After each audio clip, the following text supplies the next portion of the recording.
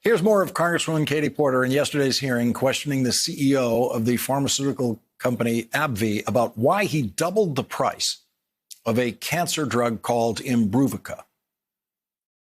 AbbVie itself didn't spend any money to create Imbruvica. It was invented by a smaller company, Pharmacyclics, which you later acquired, correct? We paid $21 billion for the company, correct. Are there fewer side effects, sir? No, it has the same side effect profile. Okay. Mr. Gonzalez, do people need less of this medicine, Imbruvica, to treat lymphoma now? No. So AbbVie took zero risk to develop this drug. You bought it approved for the market, knowing it would be profitable. You hiked the price to pay for R&D, but you haven't made the drug any better, even as you doubled the cost.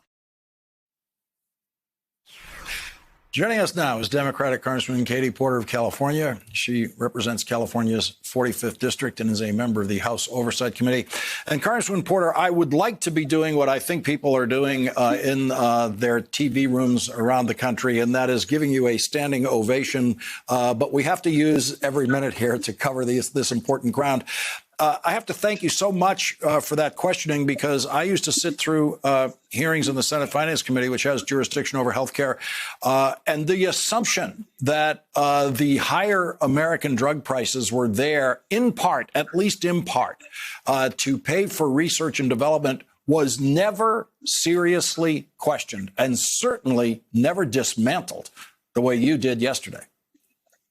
Well, it's really important that we test these assumptions, because that's our job, is to get answers. So witnesses are there to give us information, and we're there to push back and try to get answers. And it's true that pharmaceutical companies spend money on research and development, but it is not correct that that is the primary reason that they double and triple and quadruple raising the prices of these drugs. It's to profit their shareholders. And I want them to be honest about that, because then we can begin having a debate about what to do about the cost of prescription drugs.